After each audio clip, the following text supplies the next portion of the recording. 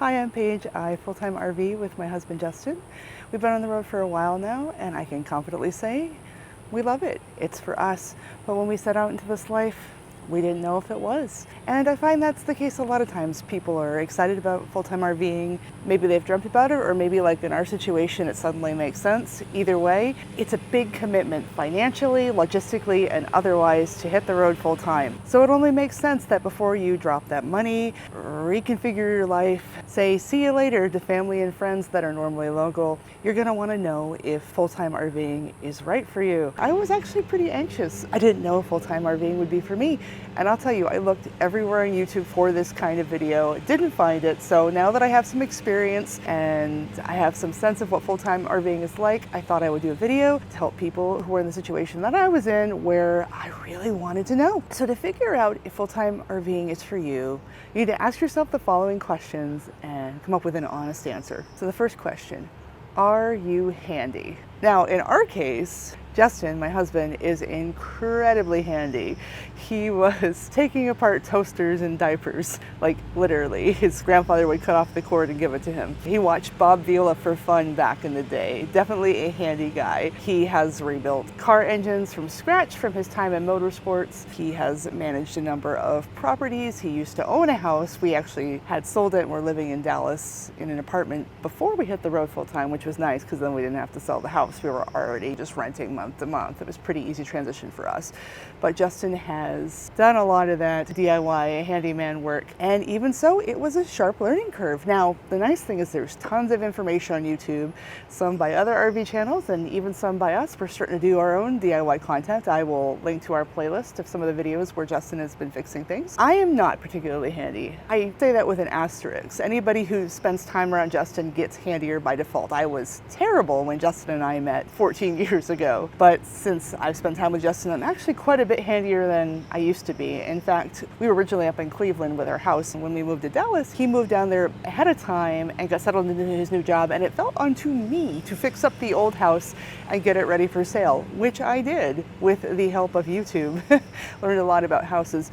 That said, I'm not that great at auto repair. I am, however, a decent assistant. You'll actually see, we did a video where we fixed a broken AC in 103-degree weather. Justin was up on the tin roof and I was down below and I was passing him tools with a basket, and we had that communication. So even if one of you is handy, bear in mind that the other has to at least be a good assistant. You need to honestly think about the handiness and the cooperation of both parties because things break. In fact, we've done 2 different videos on everything that's broken on our RV, even though we bought it brand new. Now, if you watch those videos, you'll notice that we laugh during the video because we went into the experience expecting things to break and expecting to have to fix them and expecting to learn, and we had a budget for repairs and knew that we would have to figure out how to fix things on the fly, and we did. So you'll see, we're not one of those angry videos where you're like, everything's breaking on my brand new RV. That's not the kind of video we are, because I think that's a bad attitude to have if you're going into full-time RVing, to expect everything to work, and you need to either have the budget or the handiness to fix it, and honestly both is ideal. When push comes to shove, we would rather fix things ourselves than rely on mobile techs, because oftentimes you have to wait and wait and wait on them, and if you know what you're doing, you can fix it yourself so much faster, which is what we've done so far. So, are you handy? That is so important. I think it's the first question you should ask yourself. And that kind of segues into the second question you should ask yourself, which is, can you afford it? Honestly, can you afford it? And not can you barely afford it, can you kind of afford it, can you really, really afford to full-time RV? Now, there are a bunch of great videos out there on the honest expenses of people who are full-time RVing on YouTube. Very easy to find. We're planning on doing one ourselves. I will say that for us, this is a bit of a spoiler, but we'll get more into the video. We, prior to full-time living in an RV and traveling around, we were living in an inner ring suburb of Dallas called Addison, which is not a cheap place to live. It was a luxury apartment that was within walking distance of Justin's former job, which is why we were there. Now Justin's full remote, he doesn't have to be living right there. So we kind of figured, oh, we could travel around and see the country and have a great time for that big city luxury apartment rent. And it's true. We were able to come in at our old standard of living, and we got to do things like go see Disney World, spend weeks on the Oregon coast, all kinds of really exciting things that we were able to do rather than just sitting in the apartment in the inner ring of Dallas. That said, it was not super cheap. There are ways to RV cheaper. And I would say that whatever you think it's going to cost to add a little bit on there because of incidentals, because of things breaking, where you either have to hire a mobile tech to come in, which is not cheap, get a technician in to fix it, or you have to pay for parts yourself, which is the thing we did. We actually overnighted a part to the middle of the desert, so we had to pay for those parts airfare. That was only about $40 though. So for us, that was a lot better than waiting days for a mobile tech and then spending hundreds of dollars for service calls. It made sense to us to overnight the part, but that is something to consider. And in addition, if you find yourself broken down in your RV and you have to stay somewhere longer than you had expected, you might lose some money on your site fees on either end. You might have to pay more to stay a certain place past a date. You might lose nights of stay on the other end if the place you're supposed to go doesn't have a good cancellation policy and the people aren't understanding. Or worst case scenario, your RV, it goes into the dealership or the shop and it's unlivable and you have to go check into a hotel until it's fixed. And that could be anywhere from a day, a couple days, weeks, even a month in a hotel. So I would say whatever the actual cost is, that it's good to plan extra incidentals into your budget for things like repairs, for things like hotel stays, because you never know. And it's better to have that money and not need it than to need it and not have it. So you need to be really honest. Can I afford it? And be honest. Actually, I would say be a bit pessimistic in your budget.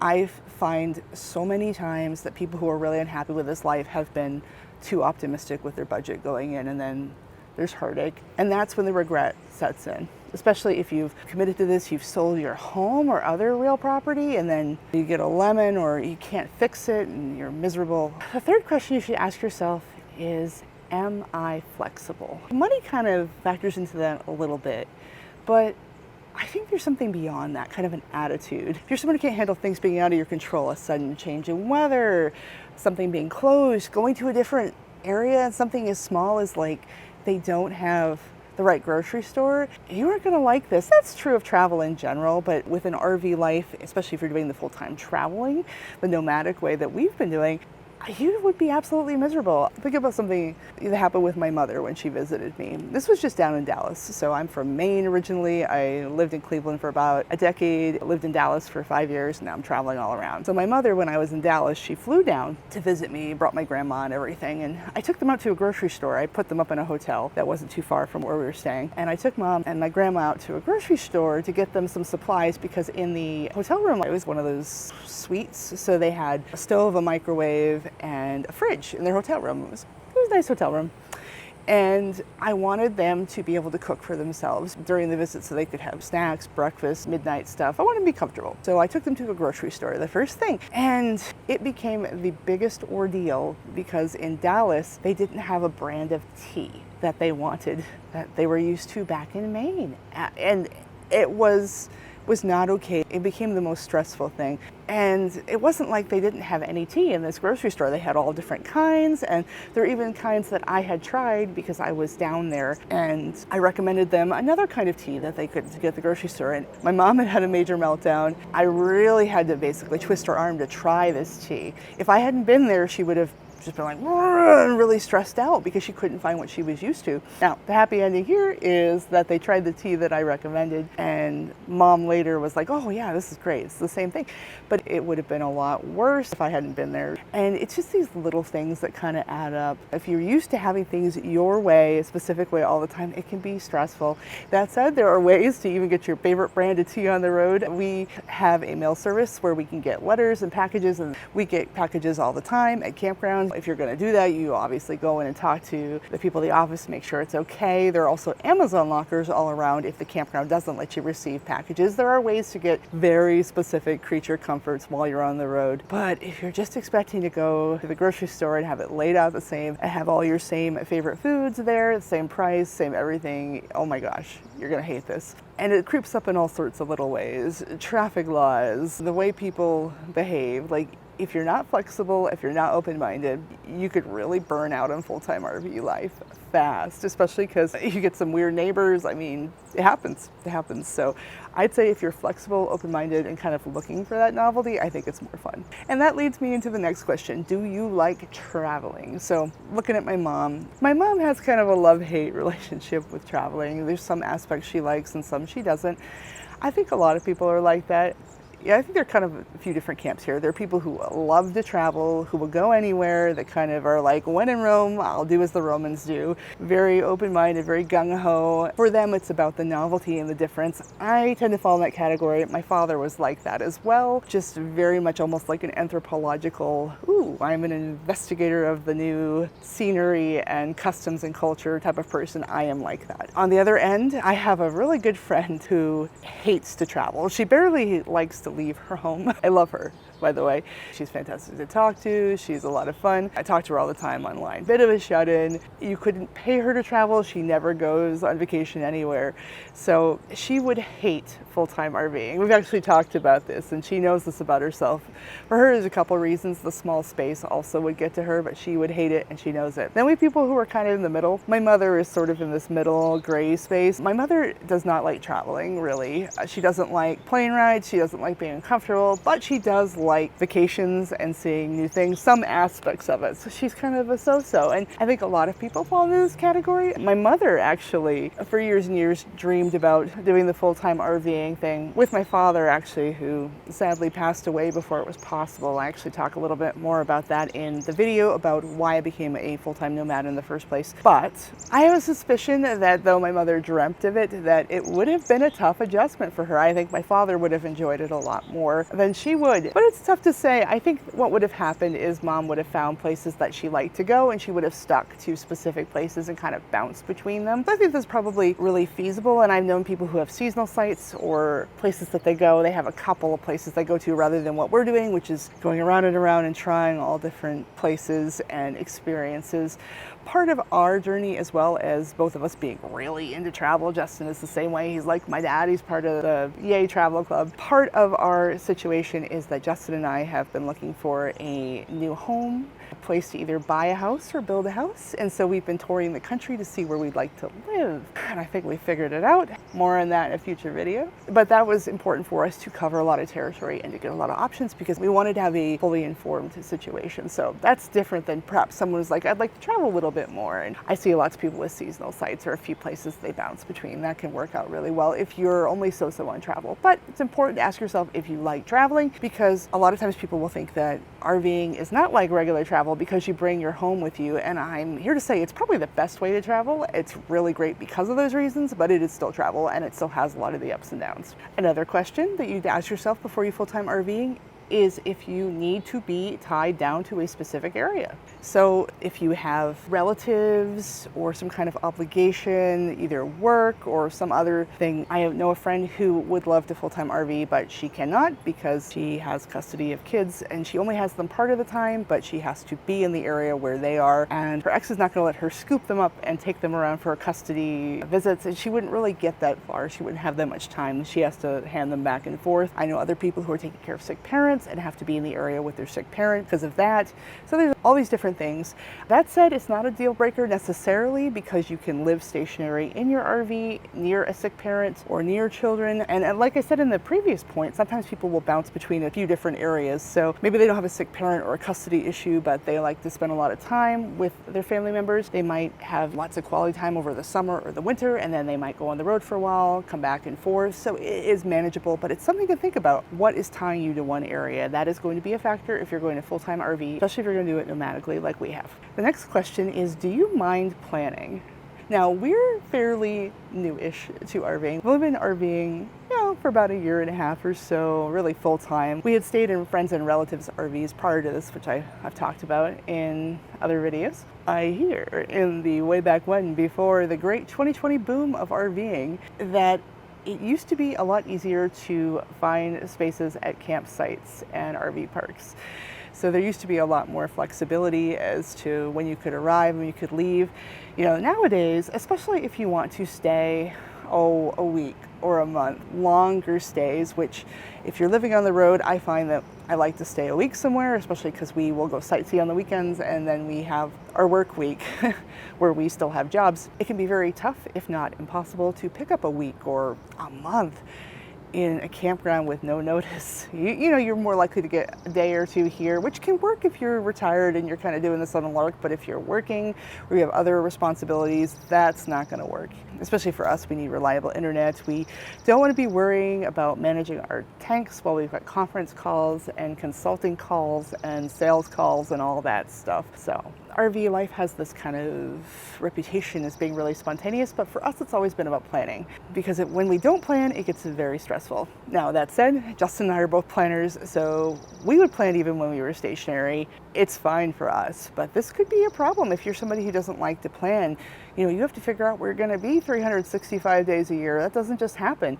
Although you can get, you know, a longer term lease, stay in one spot, but if you're going to be full-time, nomadic, you got to think about how far out you want to plan. Now for us, we always tend to be a couple months out at least, and that has worked out well for us. If we have something we really want to do that's busy, so say when we went to Disney World, or when we've done some of the national parks, or when we had a longer term stay, you know, 1 to 3 months, we would book that out as soon as we knew we wanted to do that, because the longer you want to stay somewhere and the more popular it is, there's kind of this interplay, the longer you have to book it out, typically. And the final question you need to ask yourself if you're trying to figure out whether full-time RVing is for you is, do you have a plan B? What will you do if you need to quit? Look, it's a major life change, and like all major life changes, you're throwing the dice. There's risk involved. It's a gamble. Now there's reward involved, potentially, if you're someone who will like it. But this isn't a sure thing. Things can change. You can find that, oh boy, in practice you do not like it at all, even if you dreamt about it. I actually find that the more people dream about it, the more risk it is that they're not going to enjoy it. We kind of actually figured out that it made sense given our goals and our financial situation and our life situation, everything that was happening. It actually made a weird amount of sense. We had never dreamt about it. We didn't think about it before we realized it was something we had to do. I know a lot of people will dream about it and then they get in and the dream is completely different than the reality. So I think it's good to have an exit plan. What that looks like is going to be different for everybody. I think it also comes down to budget, having the money so that if you're like, oh, the heck with this, I hate this, you have the resources to stay in a hotel for a little bit or travel to a relative or a friend who you've made arrangements with that you could stay with for a while. Anything that you can do to kind of have an exit strategy if it doesn't work out, so you're not stuck in a lifestyle you hate in circumstances that are nigh unlivable. I think that that's a question you need to be asking yourself before you go in. Now, this is not planning to fail. It's nothing like that. I just think that it's a really important thing to ask yourself, because if you don't have that kind of plan, again, we're talking about planning and RVing. I think RV life and planning go together like peanut butter and jelly. If you don't have this plan, if you don't know what you do if you fail, I don't think it's right for you. Those are just my thoughts on the subject. We've been very happy, and I know many people have been happy as well. Anyway, thanks for watching, and I'll see you in the next video.